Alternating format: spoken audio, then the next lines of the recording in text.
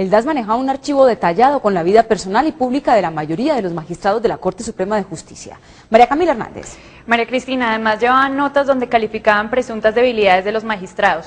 La Corte Suprema de Justicia tenía expedientes en el DAS similares a los que llevan para las organizaciones criminales.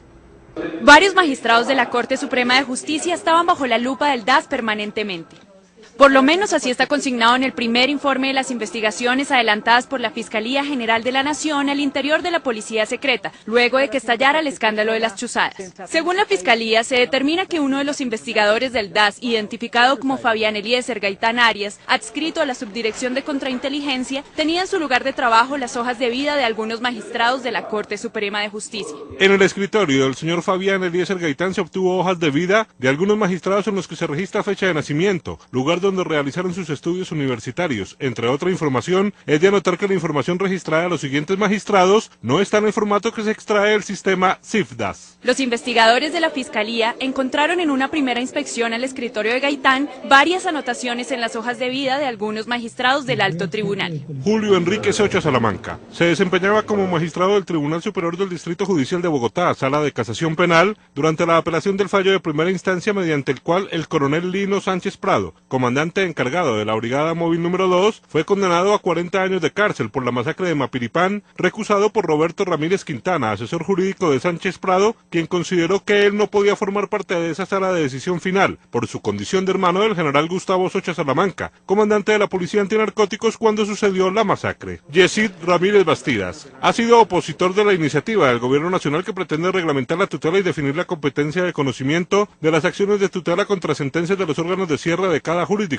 Asimismo, crítico de la Corte Constitucional y de las relaciones de esta con el presidente Álvaro Uribe. Similares descripciones se encontraron de los magistrados Jorge Luis Quintero Milanés, Sigifredo de Jesús Espinosa, Alfredo Gómez Quintero, Mauro Solarte Portilla, Álvaro Orlando Pérez Pinzón, Eva Marina Pulido de Barón y Javier Zapata Ortiz. En los mismos documentos del DAS aparecen los registros de una pesquisa jamás concluida contra el secretario general de la Presidencia, Bernardo Moreno Villegas, por el nombramiento de varios delegados de TESA recomendados por senadores y representantes a la Cámara. Los seguimientos ilegales se presentaron durante las administraciones de 4 diferentes directores del DAS y empezaron aparentemente en la época de Jorge Noguera. Carlos Cárdenas. María Cristina, el informe del CTI también muestra que el entonces director de inteligencia, Carlos Alberto Arzayús, pidió copias de las grabaciones hechas al colectivo de abogados José Alvear. También se habla de juntas de alto nivel en el DAS, donde se trató el tema de estas interceptaciones. La investigación del CTI revela que las chuzadas y los seguimientos ilegales hechos por los diferentes grupos del DAS fueron conocidos por sus superiores. Incluso a ellos se les rendían los informes de resultados, como son el caso de los doctores Carlos Alberto Arzayús, subdirector de operaciones, y Jaime Fernando Ovalle Olaz, responsable del G3. El CTI también encontró un memorando fechado el 18 de febrero de 2005 que dejaría en evidencia que el entonces subdirector de operaciones del DAS, Carlos Alberto Arzayús, sabía del trabajo de inteligencia que estaban haciendo sus subalternos con el colectivo de abogados José Alvear. Dichos seguimientos fueron bautizados con el código Transmilenio. Suscrito por el doctor Carlos Alberto Arzayús Guerrero, subdirector de operaciones, para el señor Jorge Armando Rubiano Jiménez, solicitándoles que se entregue al detective Ronald Rivera Rodríguez los cassettes del caso Transmilenio, e igualmente la autorización para que pueda ingresar a la sala Vino con el fin de acceder a los correos electrónicos dentro del mismo caso. A pesar de las revelaciones del informe del CTI, el antiguo subdirector de operaciones y ex jefe de inteligencia del DAS, Carlos Arzayús, dice que durante su gestión no hubo interceptaciones ilegales. Durante el periodo en el cual tuve bajo mi responsabilidad la Dirección Nacional de Inteligencia, no se presentaron estos fenómenos. Sin embargo, admite que el G3, uno de los grupos de inteligencia que conformó, hizo seguimientos a organizaciones de derechos humanos. Era un grupo interno de trabajo creado en la administración del doctor Jorge Noguera, y estaba adelantando unas labores simplemente de verificación y observación para establecer si efectivamente el objetivo de algunas ONGs estaba dentro del marco legal o si algunas se encontraban ya al margen de la ley. Arzayús dice que de haberse presentado alguna irregularidad pudo ser porque el DAS no contaba con un marco jurídico que le brindara alguna seguridad en las operaciones de inteligencia. Otro grave hallazgo de este primer informe del CTI es que en el DAS fue usado un expediente de seguimiento a un extraditable para legalizar en apariencia rastreos a magistrados y dirigentes políticos. Juan Luis Martínez. María Cristina, teóricamente el seguido era José María Ortiz Pinilla, pero a la sombra de él se adelantaron misiones que nada tenían que ver con el caso. Un blanco recurrente de esta llamada misión ha sido el expresidente de la Corte Suprema de Justicia, el magistrado César Julio Valencia Copete.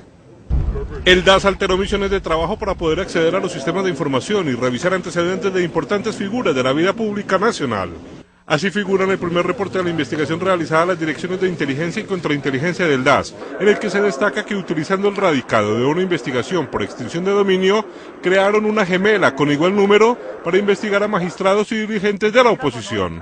De la revisión de los documentos que hacen parte de la carpeta iniciada por el DAS Comisión 142, no se encuentra ningún reporte de inicio de la investigación, ni evidencia documental que nos permita inferir que las actividades realizadas estuvieran bajo el control de la Fiscalía General de la Nación.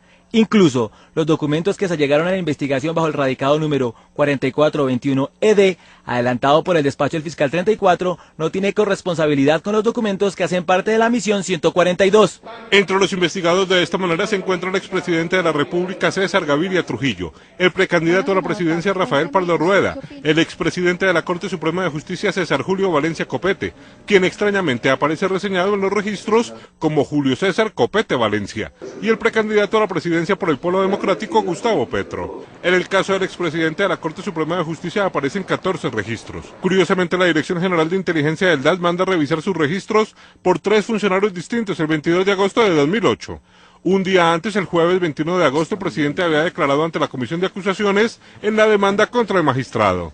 El 26 de septiembre de 2007 se inició el enfrentamiento entre el presidente Álvaro Uribe y el expresidente de la Corte Suprema de Justicia, César Julio Valencia Copete, cuando este último denunció que el primer mandatario lo llamó desde Nueva York para hablar sobre la situación jurídica de su primo, el excongresista Mario Uribe Escobar. 4 meses después, el 28 de enero de 2008, aparece el primer registro de ese año contra Valencia, 3 días después de que el mandatario presentara la denuncia contra el magistrado. En los registros reportados también aparecen decenas de folios, con información del abogado y columnista del Espectador Ramiro Bejarano, apoderado del magistrado Valencia en su litigio con el presidente. La pregunta es obvia: ¿fue usado el DAS para espiar la contraparte del presidente de la República?